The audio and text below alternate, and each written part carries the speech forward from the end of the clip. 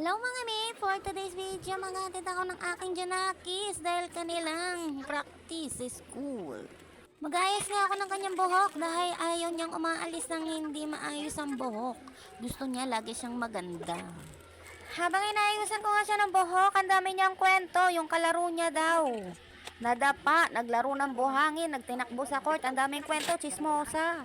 Nag-usap nga rin kami kung anong babaunin niya kasi kailangan nila magbaon ng kanin, matagal ang practice nila ngayon.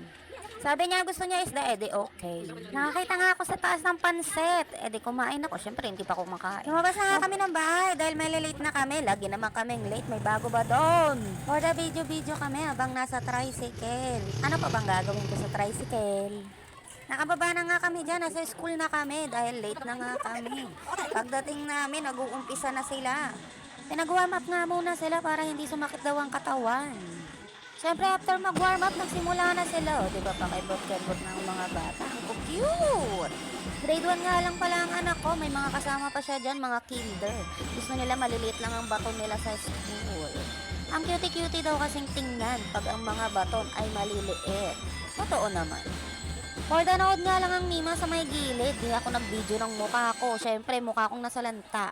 After 2 hours break na nila, siyempre, pakainin ko muna yung anak ko bago umuwi. O, sinusubuan ko muna siya kasi nag-iinarte yan pag nandyan ako. Panay pasubo.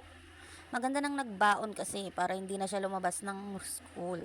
Hanggang dito na lang muna tayo mga mi dahil wala na akong video. Nakalimutan ko na, lumabas na kasi ako, nakipagchismisan na ako. Meron kasi akong preni dyan sa labas. Lagi kong kachismisan. Bye-bye! Thank you for watching!